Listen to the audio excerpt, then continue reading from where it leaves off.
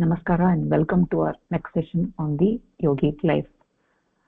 So last week we talked about the expansion and liberation in three spheres of human existence: physical, mental, and spiritual. And we also talked about what it means to, move ahead towards the expansion and liberation in the mental sphere, buddhehe muktihi. So we talked that the result of the liberation of the intellect is a genuine feeling within oneself of love for all beings, animals, plants, and human beings. So this love grows side by side with one's love for the infinite entity. So how do we achieve this? To achieve this, we need to move beyond all the usual ways in which we define ourselves, right? So how we define ourselves as Indian, American, Spanish, Brazilian, member of such and such a group or social club or religion or region, right? Instead of that limited identity, to feel that one is jiva matra,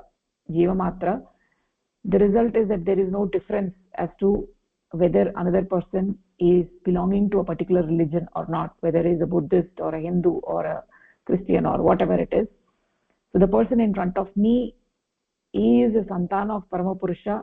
He is part of the Srishti and he is my brother and sister. If we all originate from the same source, then everybody, the Bhratritva for everybody in this universe, that is what is the Vasudhaiva Kutumbakam that we always say. Vasudhaiva Kutumbakam, what is the Kutumbakam? Means that everybody in this universe actually has a connection with me, everybody is related to the same source. So, I actually talked about this in one of the prior classes, that the Paramapurusha has an individual relationship with every one of us, and he also has a collective relationship. So we are all tied together by a common thread, right? So there is an Ota Yoga and also a Prota Yoga.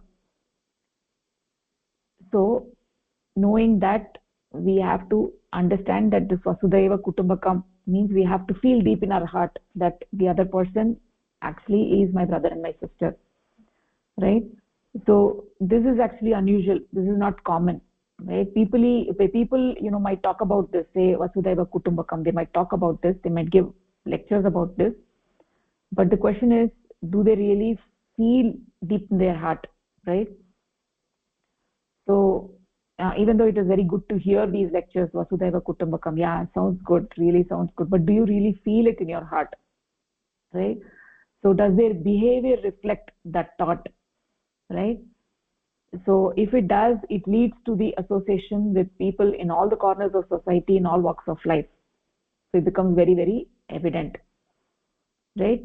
So it is not just enough to talk the talk, but one has to walk the walk, right? So we have to not just talk about it, but also we have to feel deep in our heart, right? So what do you mean by walking the walk, right? So having a practical manifestation of that feeling deep in your heart, the feeling of universal feeling of love for all beings.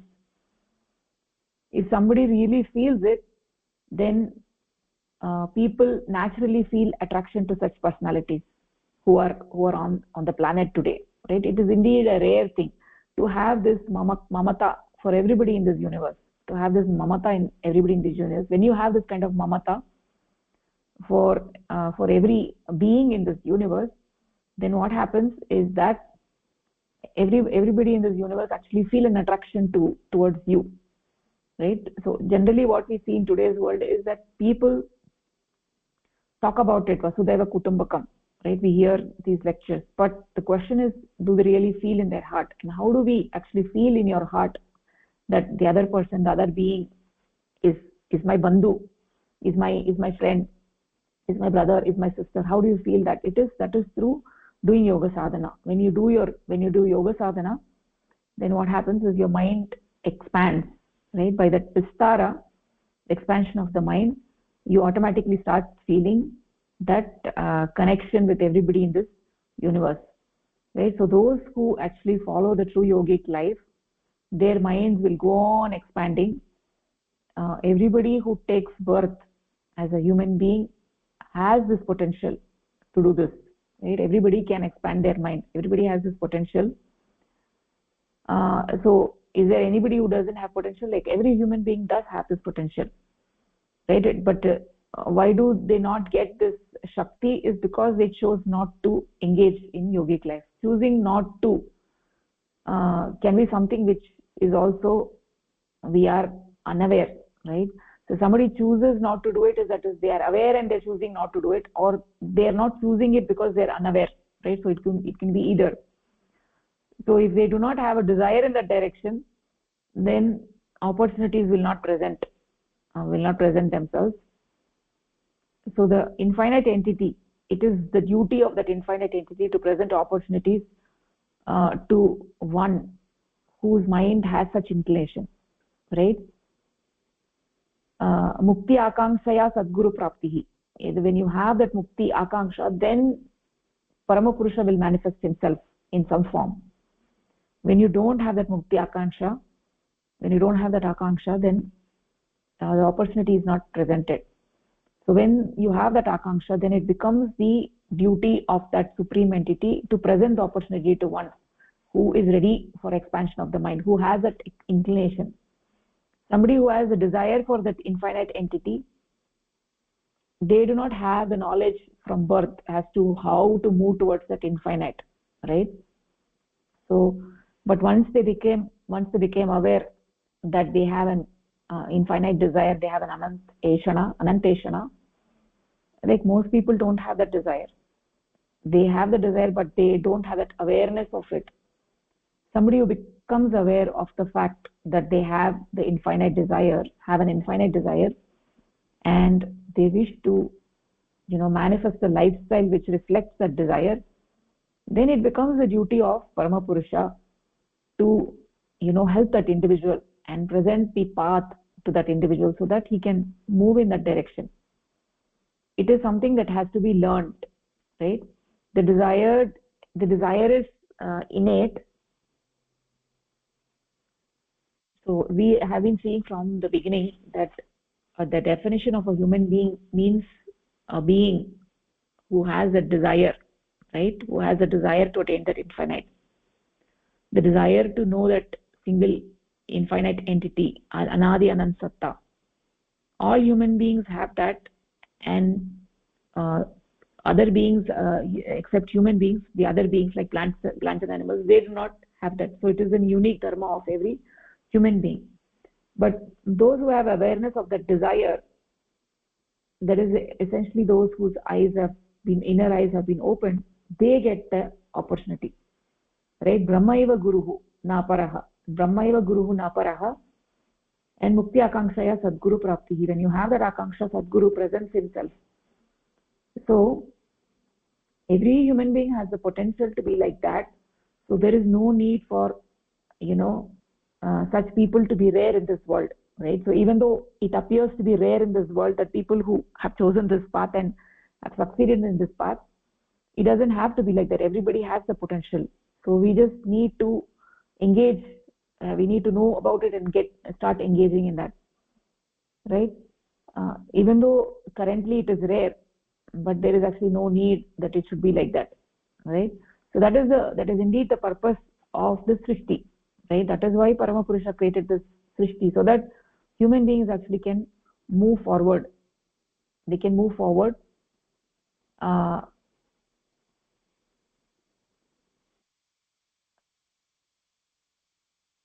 So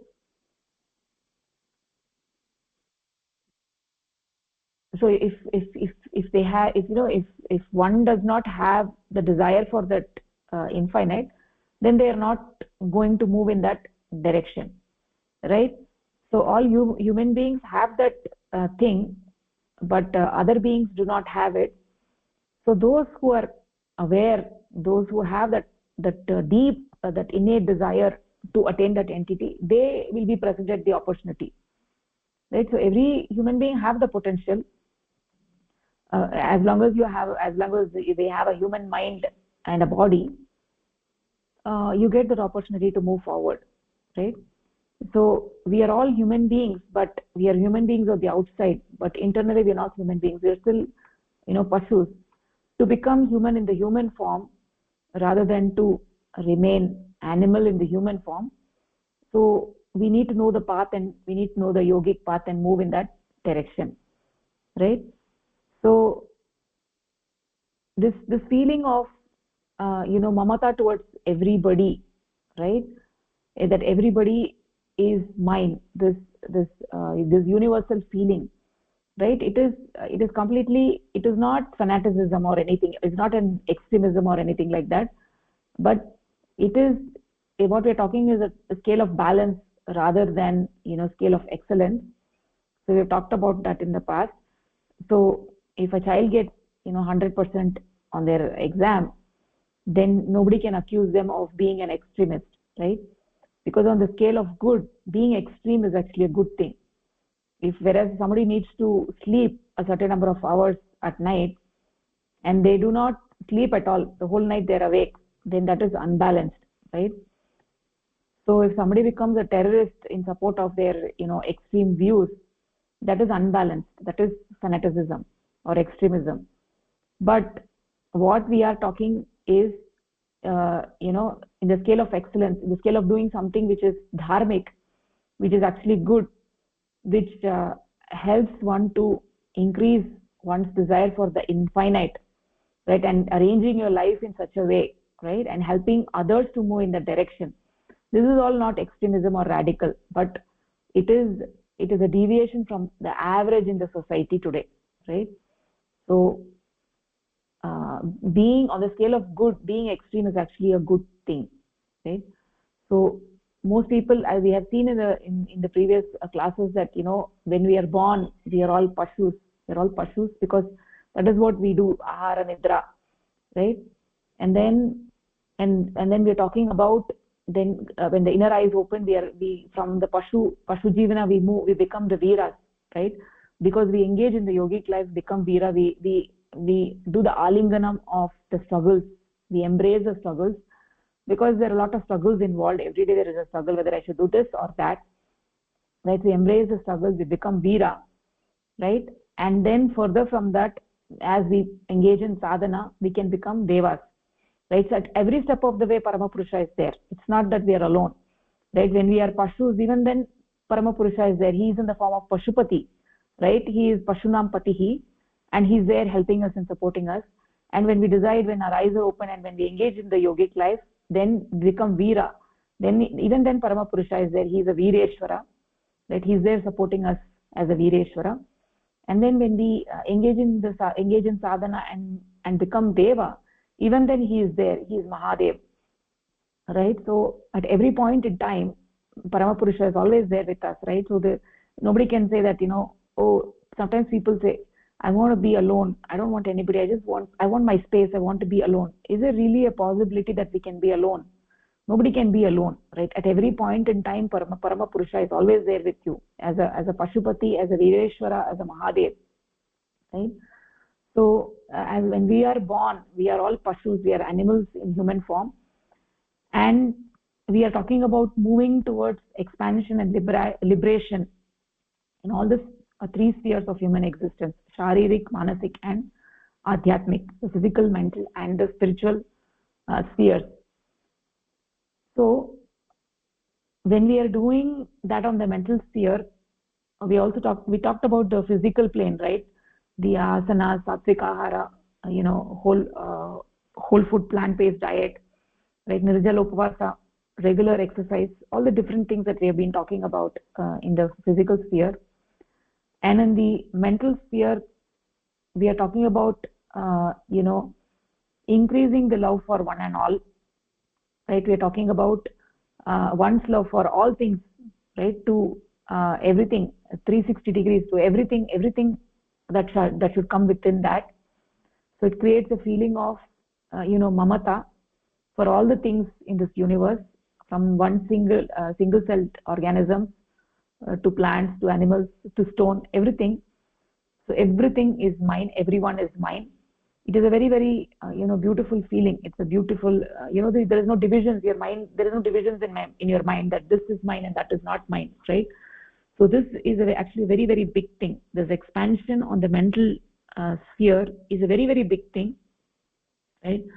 So the expansion on the mental sphere is like how we talked in the previous class, is getting rid of the dogmas, those limitations of the mind, right? The geo sentiment, human sentiment, and social sentiment, getting rid of those limitations. When you get rid of those limitations, the mind expands. The mental expansion is really a big thing, is a huge thing, right? So it just liberates you. It just liberates you from shackles, all those divisions that you have in your mind. It liberates you from all of that. So somebody who wants to follow this yogic life, right, we need to fill our toolbox with all of these different tools, right, that are needed to move ahead from 10 o'clock to 12 o'clock in this very life, right? So those tools that we are talking about are exist in 3 levels. The first being physical, all those different tools like ahara, nirjala upavasa, asanas, vyayama, all of that, the physical level. And then the mental level, right? And then the third one is the spiritual level, right? So if when somebody is eating whole food plant-based diet, but if they are racist or they're having some type of narrow-minded outlook towards other human beings, right? Like some people have bias towards gender, some people have bias towards race, some people have bias towards jati, right? But what we are talking about here is that we do not accept all that, because we are all the children of Paramapurusha. We really feel that Vasudhaiva Kutumbakam, right? There is only one jati, which is the Manava jati. There is no divisions whatsoever. There is no isms. So we don't accept any humanly imposed divisions or any narrow-minded outlooks. Everybody is a human being, and there is no division which is actually allowed here. The person following the yogic life feels deep in their heart that everyone belongs to me, that mamata for everybody, that everybody is my brother and sister. I am Jiva Matra, right? I am Jiva Matra. I am a human being, and I have this connection with Paramapurusha, who is also connected with everybody else. Therefore, I have a connection with everybody else in this universe. I do not make any distinctions by looking at somebody's skin color, or by looking at somebody's hair, or looking at somebody's shape of the body, looking at religion, by looking at social associations, right? Social groups, all kinds of divisions, right? There is no end to the limitations which human beings have superficially imposed, right? So people fight for different things. We are looking at how the world is today, right? Every country is actually fighting with the other country, right? So just if you look around, we can see many examples all around us, right? It's absolutely ridiculous, right? So, and also people have created this divisions, like I am Jewish, I'm Hindu, I'm Muslim, I'm a human, I'm human, and somebody else is not a human, right? So these kind of divisions are essentially limitations of the mind, right? So they do not, the people who have these limitations, they do not understand that they are all children of Paramapurusha. They don't understand that they have the connection, right? So that is why they have these kind of divisions. And when you have these kind of divisions, there is no way you can progress spiritually, right? It only leads to adogati, not to agragati, right? So until you understand this, right, so nothing is actually going to work ever, right? It will never work, right? Somebody is talking about one state solution, two state solution. It is like all a joke. It's never going to work. The main problem is that they did not see the person across the line as my brother, right? The person is not Jewish. The person, he is a human being. He is a Jiva Matra, right? That person is not a Christian, not a Hindu, not a Muslim. He's a human being, right? He's a child of Paramapurusha. He's a santan of Paramapurusha. He's a Jiva Matra. Right? That kind of view when you have, right, then there is no divisions, and automatically this hatred towards the other person reduces, right? So any place we look around the world, we can see there are wars going on all around. It's all due to people not following Yoganishta Jeevanam. So when you follow the Yoganishta Jeevanam, it has nothing to do with any of the isms, any of the groups, any of the religions. It has nothing to do with country. It has nothing to do with any limited outlook. Everybody in this planet, everybody in this universe, for that matter, if we think about the planet, people may be living in any part of the world, like they may be living in South America or Africa or Alaska or Iceland, anywhere. But Vasudhaiva Kutumbakam, everybody is part of my family. It is kind of easy to say it, but do we really believe in it? Right? Otherwise, it's a hypocrisy. If somebody is just saying it and did not feel it in their heart, right, then it is not going to be manifested in their behavior. If you're just saying it and not feeling, not having that feeling, then it is just hypocrisy, and it will not get manifested in their behavior, right? So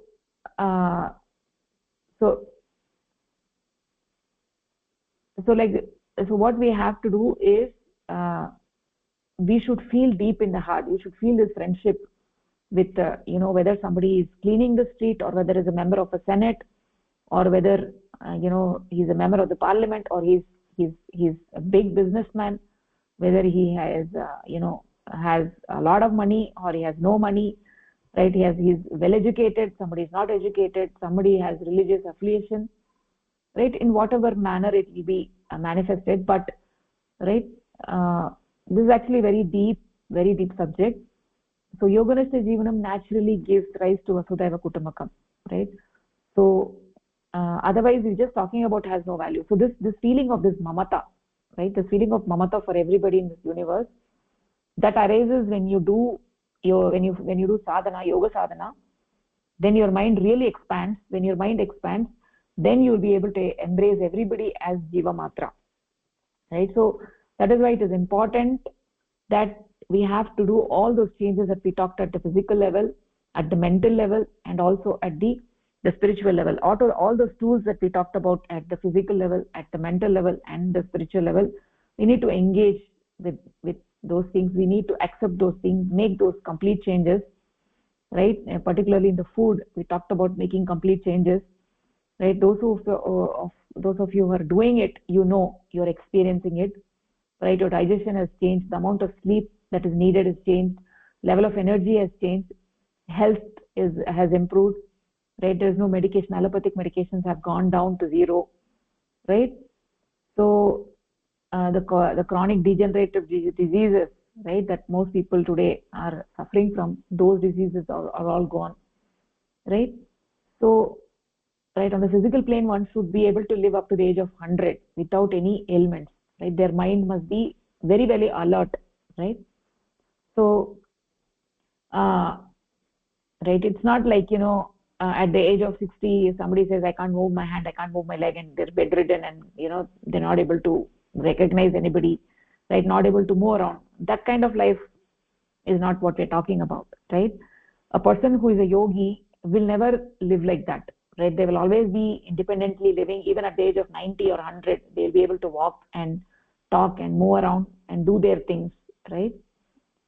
So that is why it is very important at the physical level to implement all those changes that we are talking about.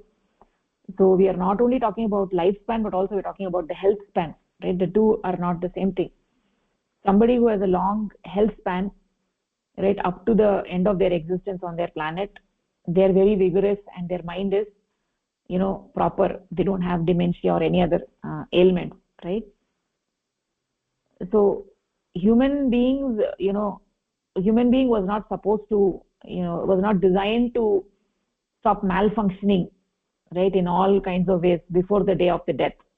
The brain should work properly, right? Every part of the body should work properly. The short-term memory, long-term memory, that people should be able to function in an independent way, have intelligent conversations. So yogic life ensures that, right? People should not be getting dementia, Alzheimer's, all those kind of diseases, right? So they should not become crippled. They must be able to walk. They must not be overweight, right? There should not be degeneration of the joints. All of these things are very, very important, right? That is the physical plane. that also requires regular exercise. Body is designed in such a way that it has to be used, right? If you don't exercise your body, then it will start degenerating. If you're sitting at a desk all day long, right, and not doing proper exercise, right, then you can see that your body degenerates. If you might be sitting at a desk and doing the job, but you should also do exercise daily, right? When we exercise, we should get sweat on your skin, right? This is not asanas. Asanas is a different thing, right? Asanas is different. We need to do asanas, and also we need to do exercise every day, right? Doing proper exercise every day is very, very vital, right? So physical plane, mental plane, spiritual plane. So in a spiritual plane, we said that mind doesn't have a shape of its own. When somebody closes their eyes and they do sadhana, they have learned the proper technique for doing sadhana, then their mind takes the shape of that infinite entity. So as you think, so you become. If somebody is thinking of the share market or money all the time, their mind becomes very, very crude, right? If somebody is thinking of the Anadi Anand Satta, then mind becomes like that. So that is what is the spiritual practice. So, right, spirituality, what is spirituality? Spirituality is expanding the mind from finite to infinite, from the finite to the infinite. That is what is spirituality, right? The entire thing that we are talking about is for that, right? Ultimately, Atma Moksha. As you think, so you become. You have your spirituality refers to, what is spirituality? It refers to your individual relationship with that infinite entity, developing that love for that supreme entity, that that Vishnor Mamata Prema Sangata, right? So having that mamata for Ananya Mamata Vishnor Mamata Prema Sangata, you have Ananya Mamata, right? You have deep love for that supreme entity, that individual personal relationship with that supreme entity, that entity is mine, that kind of bhava when you have, right, developing love for that entity, that one has, one would have desire only to please that entity, right? That is the goal of life, right?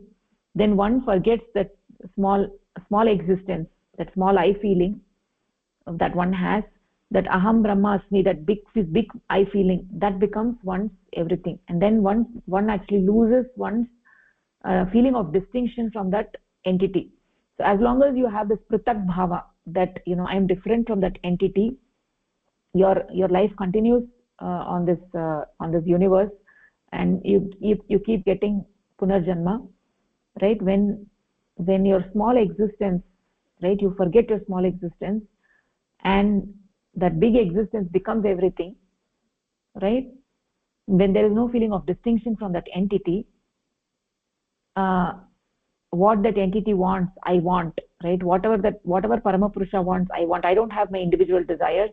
That small I is finished, right? That small I means that I have personal interests which are related to me only, right? When I'm thinking about myself all the time, that is small I. That is it is a personal interest, right? And are not related to Paramapurusha, that infinite consciousness. When my desire is the practical manifestation, that when my desires are the desires of that infinite entity, they become one, right? Then I become that entity, I become Deva, right? When I don't have individual desires, whatever desire I have is the desire of Paramapurusha. I don't have individual existence, I don't have Pritak Astitvam, then I actually become that entity. Aham Brahma Asmi. I become that entity, and what remains is that supreme entity. It's just like when you put a doll made of salt into the ocean, how the doll slowly melts and just becomes one with that supreme entity, that ocean, right? How it melts and becomes one with that ocean. Like that, by doing sadhana, we melt, dravi bhavaha, we melt and melt in the love of that supreme entity. We melt, and ultimately we don't have that separate existence. Our existence itself melts into that supreme entity, right? So then I don't have any individual desires. Whatever is desire is my desire. There's no difference. There is no selfishness. Selfishness always arises with the small I. That small I should be finished. So moving from that smallness to bigness, becoming infinite, that is what is the spiritual movement. So all the three move together, right? The physical, mental, and the spiritual. Physical level, all the things that we talked about. Mental level, getting rid of the the dogmas, the limitations of the mind, right? Buddhehe muktihi. And then spiritual level, doing sadhana.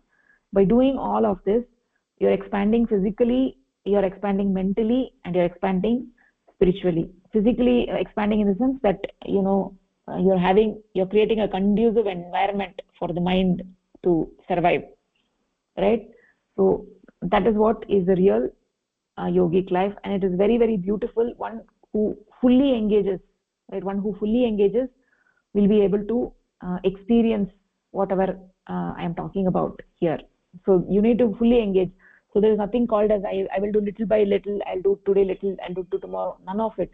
So I engage in it fully have that curiosity to know, okay, let me engage in this for one full year and see how it's going to change my life, right? And by doing it for one full year, you will be able to understand, right? So if you're physically, even if you do one day, you make changes to the food and all that, you'll be able to know the impact. But to know the impact at the physical and mental level, you need to do sadhana at least for some time. I'm just giving you 1 year. It may be 1 year for somebody, it may be even less than 1 year for somebody. It all depends. But only when somebody engages fully, will be able to know what is the result of that, right? Having said that, I want to go to our Karapatram. Okay. Not logged in.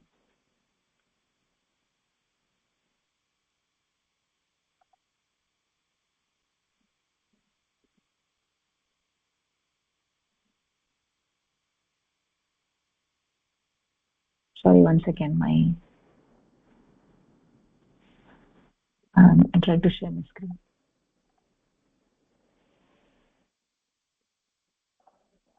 Okay. So we actually talked about how should human beings live in this world. We started that pravachan last week. So we started with saying that in the Srishti Chakra at 6 o'clock, when there's conducive environment, the jivas emerge, right? And there's predominance of sattva guna, the jivas emerge, and slowly the mind develops to sangarsha, and ultimately at 10 o'clock the human beings emerge, and the human beings have fully reflected consciousness, right? They're fully reflected consciousness, that they are the most evolved beings because they have the fully reflected consciousness. They have the opportunity of moving forward, right? They have the opportunity of moving from 10 o'clock to 12 o'clock. They are the ones who have the opportunity of distinguishing between good and bad. Animals and plants, they don't have that viveka. Human beings have that viveka, right? So ultimately this whole Srishti is an imagination in the mind of Parama Purusha. It is a leela of Parama Purusha. He wanted to become many, right? He wanted to have this game, right? He wanted to have this game where in the Srishti there are so many beings, right? So he created this Srishti, and ultimately he wanted everything in that universe to go and merge back into him. That is what he wanted. It is his game, right? It is his game. We cannot ask why he is doing it. It is his game, and in his game, that is how it is. He created the Srishti, and ultimately he wants every unit being to be emancipated like him, right? So that is what his intention.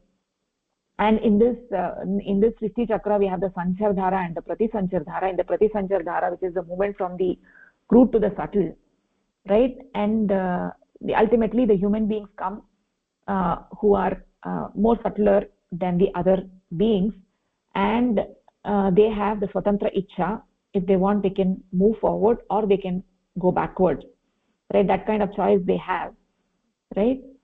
So so in the Pratisanchar Dhara, the design of Prakriti, in the Srishti Chakra, Prakriti influences Purusha, we know that. And in the Sanchar Dhara, the Prakriti keeps on influencing Purusha and making him more and more and more crude, and finally crudifying him, and finally he is just lying there dormant as a stone. And in the Pratisanchar Dhara, slowly Prakriti releases her grip over the Purusha, and Purusha is becoming free from the grip of Prakriti.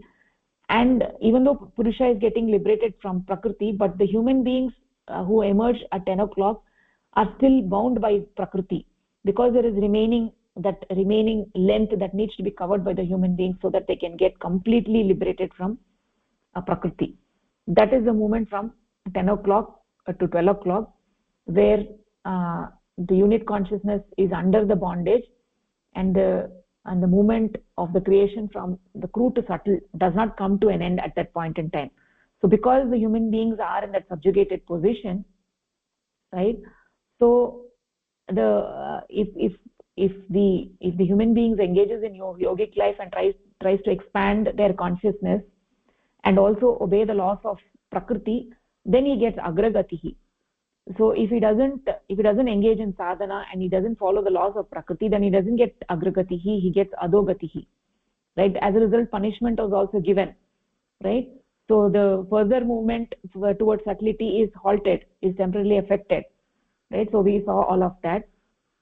So we said that we need two things. We need to do two things for getting agragatihi. One, we need to follow the laws of Prakriti, and second is we need to expand the consciousness, right? If we are doing good deeds, if you do good deeds, the good deeds enlarge the reflection of consciousness, and without going against the laws of Prakriti, that will actually take us very quickly to subtlety, right?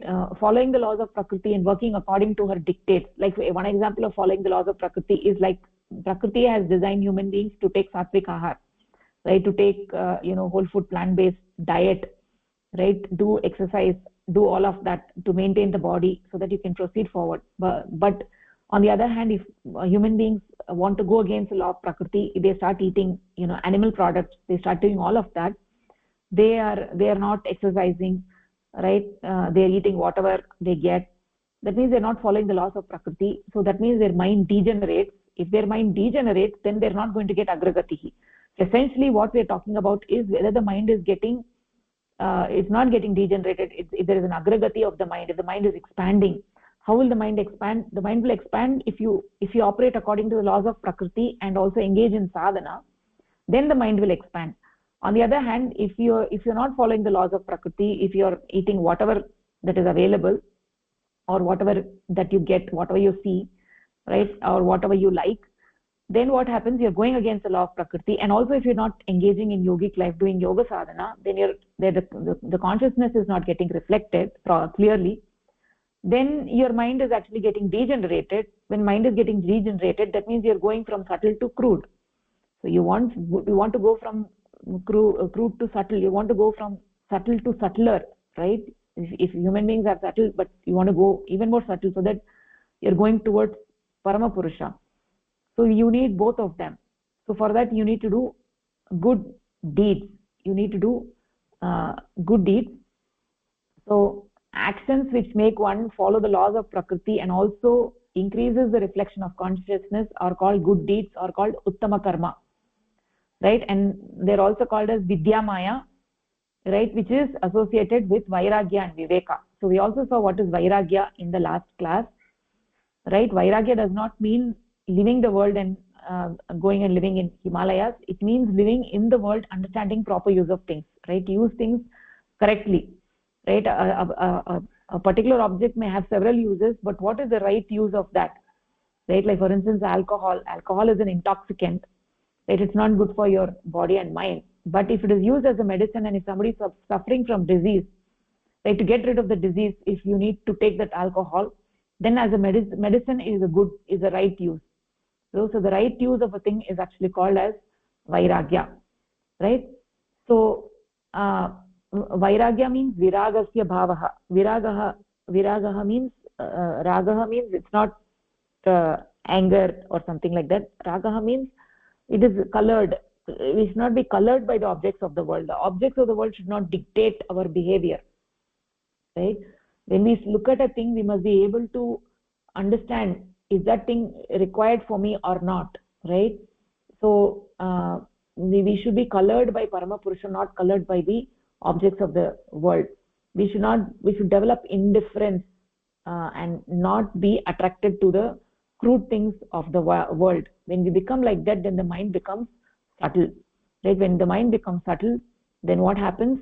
Prakriti's influence reduces, and we get quick movement, agragatihi, towards Paramapurusha. Prakriti slowly releases her influence. So that is what we talked in the prior class. So now we can actually go forward into the next paragraph. Okay.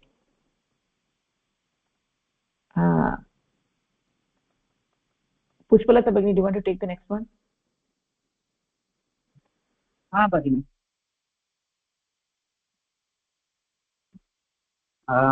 Discrimination between good and evil is viveka. To consider the use of alcohol as an intoxicant to be evil and its use as a medicine to be good is viveka. The same thing by change in its use can become good or evil, and discrimination between the two is viveka. It is with discrimination, viveka, only that mind can determine the goodness or evil in a thing or in its uses. Viveka is therefore necessary for following vairagya, and vairagya is a great contributory factor in achieving emancipation, mukti. Thus, vairagya and viveka alone are good deeds or vidyamaya. So, the discrimination between the good and the evil is said to be viveka. For example, considering the use of alcohol as an intoxicant is said to be evil, whereas when you use it in the medicine, it is good, and that is viveka. The same thing by change in its use can become good or evil. That is, the use of alcohol by in its use can become good or evil. The change can become good or evil, and the discrimination whether it has to be used as a good usage or a bad or an evil one is viveka. So with discrimination, that is the viveka, only the mind can determine the goodness or evil in things and its uses. So viveka is therefore necessary for following vairagya, and vairagya is a great contributory factor in achieving the mukti or emancipation. Thus, vairagya and viveka alone are good deeds of or vidyamaya. So these both are necessary, and which develops the vidyamaya. Nicely said. Yeah, there are 5 types of viveka. We'll be reading about it later on. So one type is like this nitya anitya vastu viveka, right? Nitya anitya. What is nitya and anitya? To understand the difference between what is nitya and what is not nitya, right? So if somebody has the sense of discrimination, to be able to discriminate between that which is nitya and that which is not nitya, then the mind will not get confused and start running after something which is not nitya, right? So we know that in this universe there is only one thing which is nitya. What is that?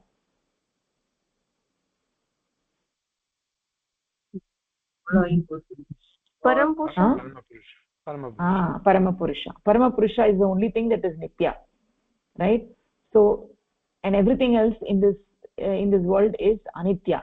Anitya means it is not mithya. It doesn't mean mithya. It means it is very transient, right? So if the mind can distinguish, has the viveka to distinguish or discriminate between that which is permanent and that which is not permanent, then the mind will not intoxicate itself in the things which are transient, which are impermanent, right? So if the mind is feeling some abhava or lack of something, right, and it feels that if it could get something, then everything will be okay, right? Isn't that how we think, right? So people think, if I just eat that food, then I will get relief, right? If I just do that, then I will get the relief, right? So that is the confusion. Thinking that it is the nitya, right? Thinking that eating that food is going to give me permanent happiness. The mind gets confused in the heat of the moment, thinking that something is going to give us relief, which it is not going to give us relief, right? So the thing is that the mind really desires is that infinite, but it confuses that, that which is nitya. It is thinking the anitya vastu as the nitya vastu, right? So that is what is actually described over here, the distinction between good and evil, right?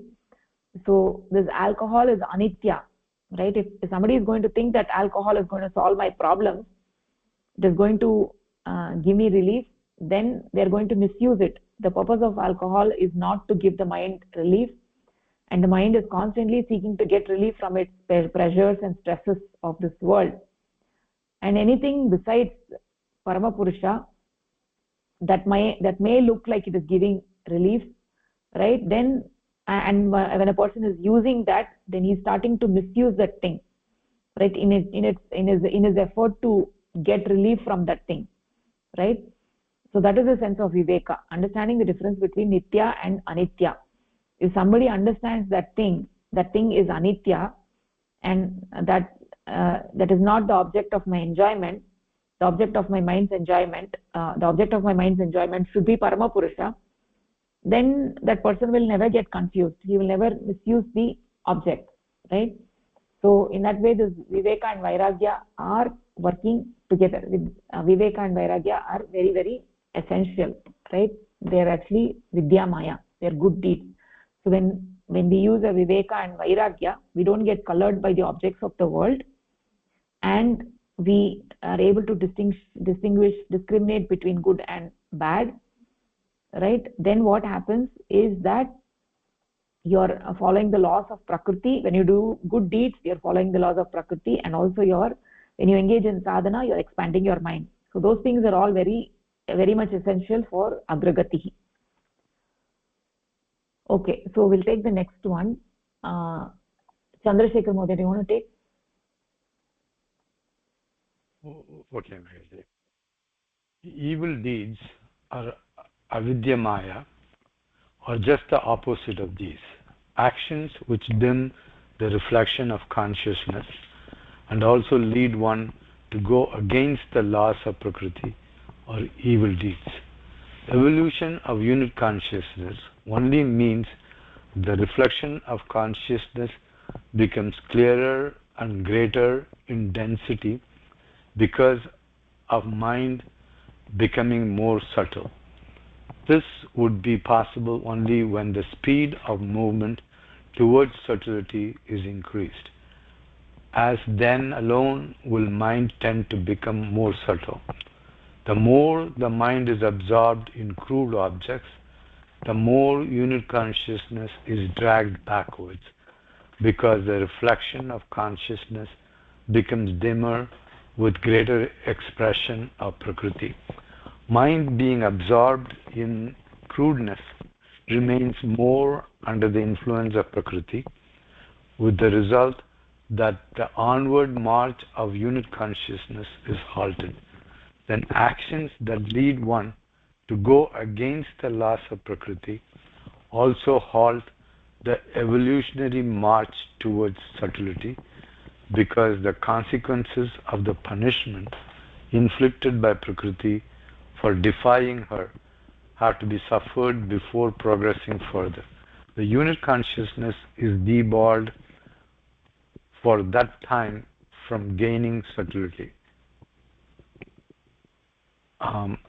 So in this, it talks about, the almost the struggle that the human beings need to go through to achieve their ultimate goal. So in here it says, the evil deeds, or tries to define the evil deeds, and call it avidya maya, which is opposite to the vidya maya. In here, any of the actions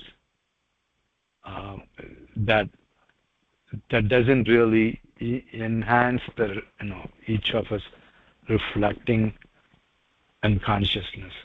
So it dims the consciousness, because if one starts going against the laws of Prakriti, and when you go against the laws of Prakriti, here it's defining that as evil deeds. If you're in sync, in step with the laws of Prakriti, those are good deeds. And in that, it's then trying to show that if you don't follow the laws of Prakriti, your mind doesn't get work on its march towards subtlety. It just becomes cruder, gets absorbed in crude objects, and it just keeps going back from the original goal of going towards Purusha, towards the subtlety or moksha. And so it's basically, in that one thing that it's trying to say, both you have to use the laws of Prakriti, but at the same time not fall for the influence of Prakriti. And it sounds like the Prakriti is trying to keep you back in bondage, keep you back, from becoming subtle. But you have to follow the laws of Prakriti, in the sense of saying just do only those that you have to do the way the Prakriti's laws are, and keep continuing and focusing on reflecting on the consciousness. So it's just highlighting what happens if you don't. You just keep regressing back, going back, and don't achieve your goal of becoming acceptance. And the Prakriti seems to be playing a big influence in keeping you back. Yeah. Yes, Maureen, nicely said. Yes, that is the idea over here. So from the beginning, we have been saying that, human beings have this infinite desire, and this quality is unique only to human beings, right? It is the Vilakshana Dharma of the human beings, right? Unique to human beings.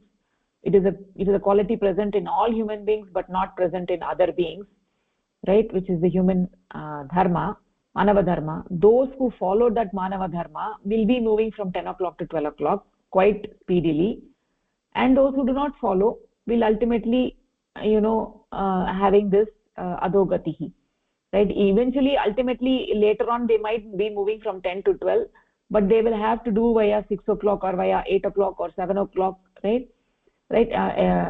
So everybody has to go through this the cycle, right? If they are getting their mind degenerated, then they are going backwards, and then they have to again come forward.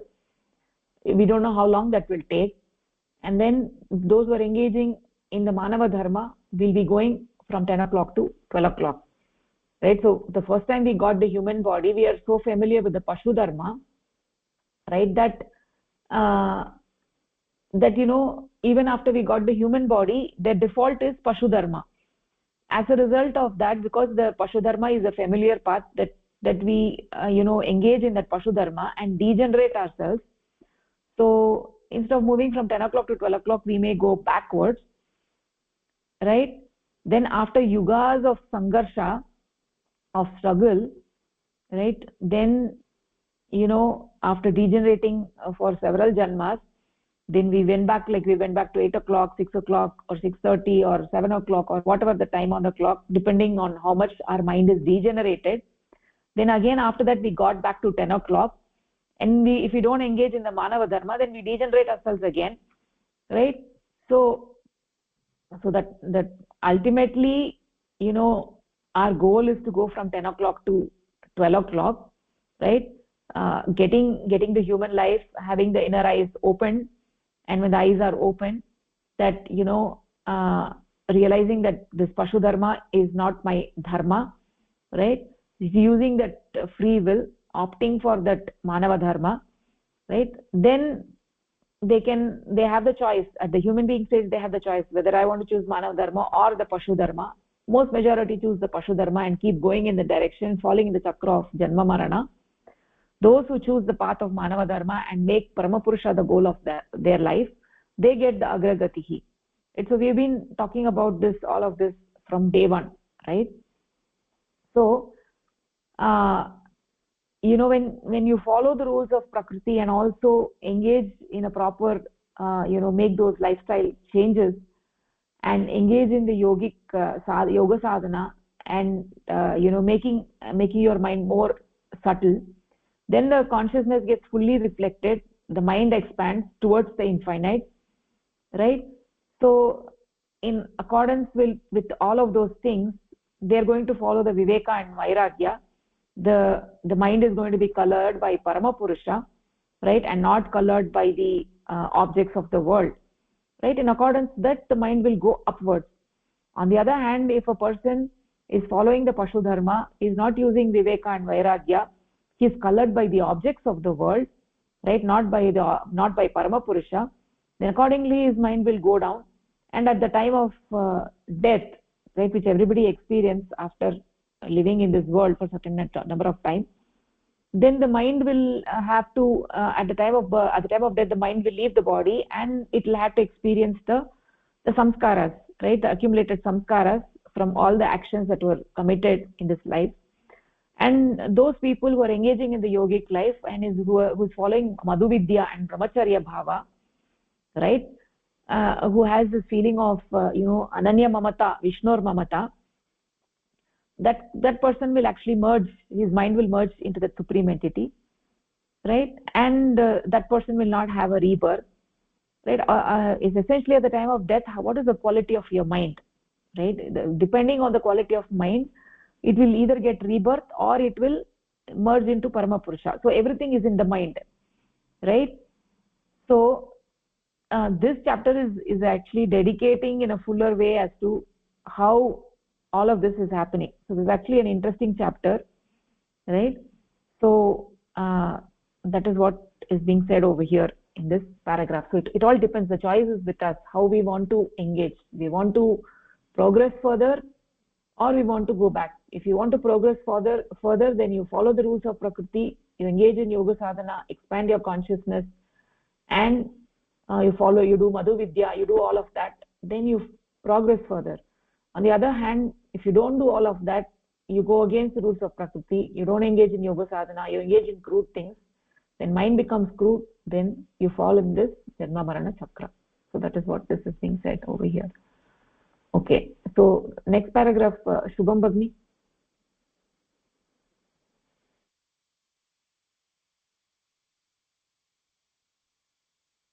Are you there, Bhagini?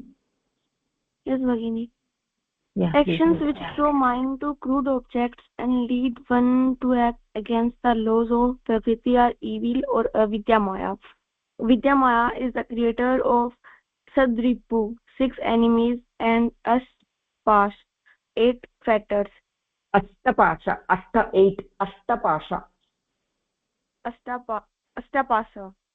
8 fetters. Kama, longing for earthly objects. Krodha, anger. Lobha, avaris. Moha, attraction. Mada, vanity. And Matsarya, envy are these 6 enemies, while bhaya, fear, lajja, shame, ghrina, hatred, and shanka, doubt, kula, height, descent, skila, complex of culture, mana, vanity, and jag, mana, vanity, and jugupsa,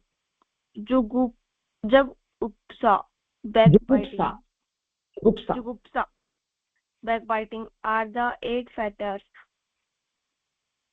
Sat means 6. Shat means 6, and Dipu means enemies.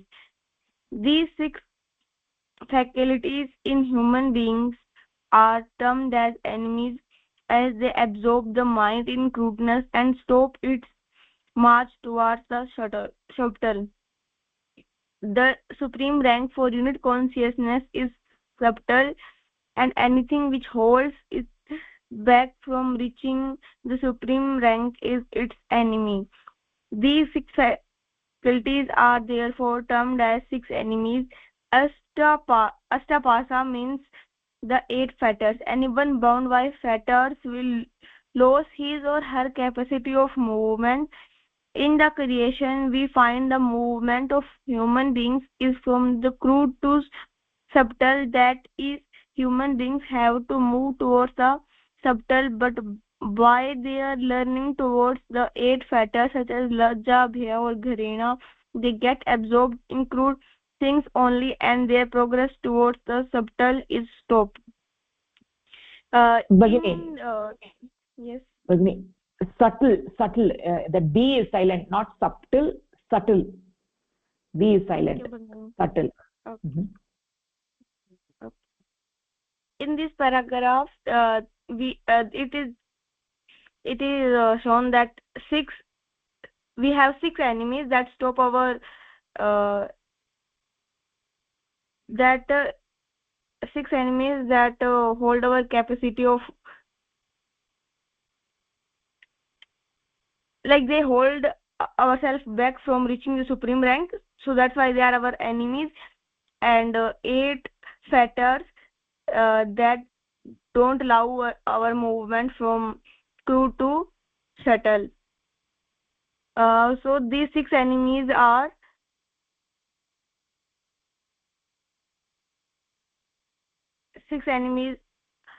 Shada Ripu are एक minute काम क्रोध लोभ मोह मद and matsarya, and eight fetters are bhaya, lajja, ghrina, shanka, kula, shila, mana, jugupsha. These are our eight fetters, and they absorb our mind in crudeness and don't allow us to march forward. And because our supreme entity is subtle, and we can't reach to it because of this Ripu and Ashtavasa. So they are our enemies, and because of these fetters we lose our capacity of movement, and we are not able to move from crude to subtle. That's why we have to, like, don't get absorbed in these things, and don't let our progress stop. Okay, again. Yeah, nicely said, Bhagini. Yes.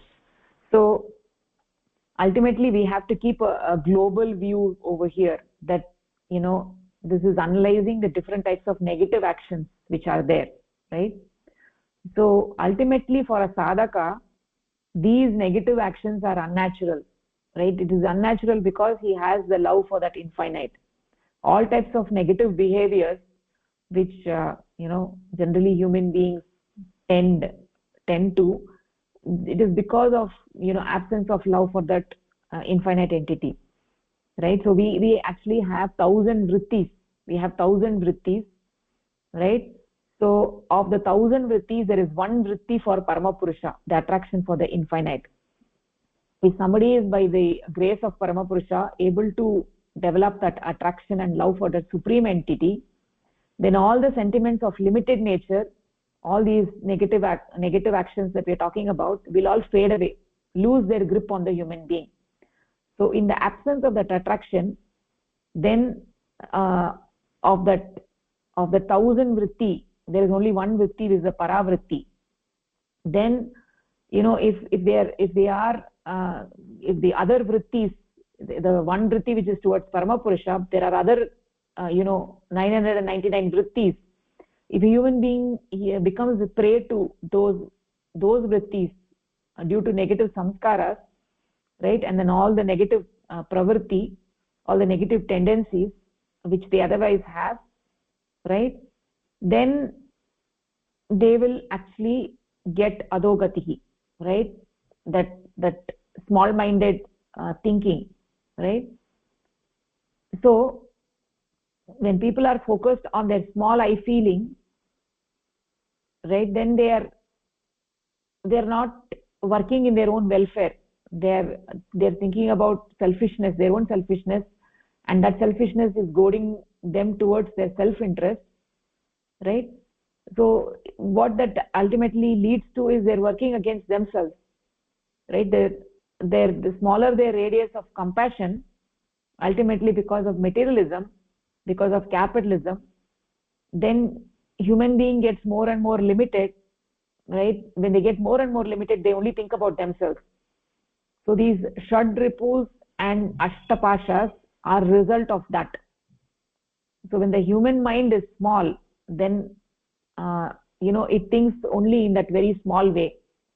It is actually attempting to do for its own benefit, right? So it is like a horse which has the blinders on to keep it from looking left or right, right? So these pashas, these ashtapashas and shadrupus, because of these, the human beings, they get attracted to crude things, they become blinded by those things, and these shadripus are actually result of those things, right? Because of those things you get the shadripu and ashtapashas, and because of the ashtapashas and shadripu you still continue to engage in those things. So they keep somebody imprisoned in remaining as the karta, as the doer of their own actions, as the performer of their actions, right? So as a result of it, they will keep getting more and more karma palas, and they'll essentially be getting more and more papa. Those actions which tend to be in a negative nature, they will get more and more papa, right? So then in that case, the human beings will not essentially follow the rules of prakriti, nor they will engage in yoga sadhana. So therefore such people, adogati is they will not have agragati. So if one doesn't follow the laws of prakriti, and one is a doer of their actions, right, then so then they're not able to move from 10 o'clock to 10 o'clock. The mind is not getting subtle, right? In the prati sanchar dhara, they're getting reverse prati sanchar dhara. They're going in the reverse prati sanchar dhara. So in the prati sanchar dhara, the prakriti has designed for us to move from 10 o'clock to 12 o'clock, right? If the forward movement is stopped, right, then by their own actions, then what happens is, that is because of the shadripus and ashtapashas, then they actually go backwards. So that is what this paragraph is talking about, the avidya maya, all these different things that are being said as lajja, krodha, bhaya, kama, moha, and all of them, right? The shadripus and ashtapashas. So they are like chains.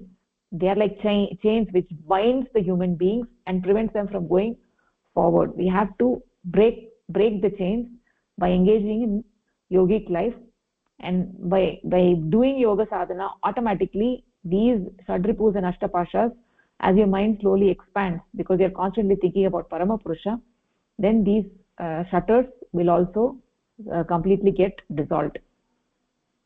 So that is what this paragraph is talking about. Okay, so we will just take one small paragraph. Pushpalata Bhagini, why don't you take it?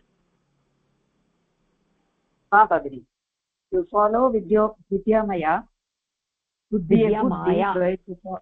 Vidyamaya would be a good deed, while to follow Avidyamaya would be an evil one. Vidyamaya rarely leads one to the subtle, and Avidyamaya stops one progress towards the subtle. According to the rule of creation, human movement is towards the subtle, and everyone will have to follow Vidyamaya so that their movement towards the subtle is accelerated, and one gets back to the supreme rank quickly. So to follow the Vidyamaya would be a good deed, while to follow the Avidyamaya is an evil deed. So Vidyamaya actually gradually leads one to the subtle, whereas the Avidyamaya stops one's progress towards the movement and towards the subtle. And so according to the rule of creation, the human mind should be towards the subtle, and everyone will have to follow Vidyamaya to move towards the subtle, and the movement is accelerated, and once one gets back to the supreme entity, that is the Paramapurusha, by following Vidyamaya. Yes, Bhagini.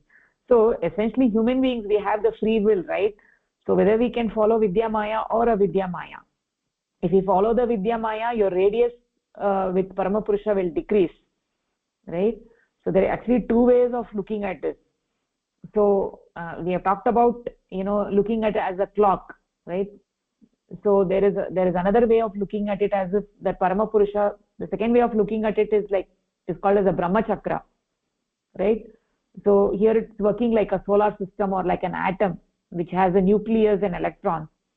So the center the center of the solar system being the sun, right? And that nucleus is Paramapurusha, and all of the creation is moving in an orbit around that nucleus at a particular distance, which is the the radius that it has from the Paramatma. And if the mind is crude, then we are far away from that nucleus, right? So if the mind is subtle, then we are closer to that Paramapurusha, right? So the farthest in the Brahma Chakra, the farthest thing is the stone, which is at 6 o'clock in the Srishti Chakra, right? So essentially everything is actually moving at a particular radius from that Purushottama. The greater the radius in the Brahma Chakra, they are far away from Purushottama, and the farthest thing in the Srishti Chakra is the Kshiti Tattva, the greatest radius, right? So somebody who is engaging in the Yoganishta Jivanam, he is reducing his radius from Paramapurusha. He is getting closer and closer to Paramapurusha. So essentially it is up to us to decide whether we want to reduce the radius from Paramapurusha or we want to increase the radius. So in accordance with our struggle, the radius is either increasing or decreasing, right? If one engages in the struggle, one does the cheshta to expand the mind, then through that struggle they're reducing their radius from Paramapurusha. So they have a choice of whether they can follow Vidyamaya or Avidyamaya. Following Vidyamaya result in reducing the radius, and following Avidyamaya, the radius gets increased. So everything that we do has a dramatic effect on the distance from the nucleus, right? Unlike the other jivas, they don't have an option. We have the option whether we want to go close or we want to go far away, right? So that is what this paragraph is talking about. Okay, so anybody has any comments or want to say anything?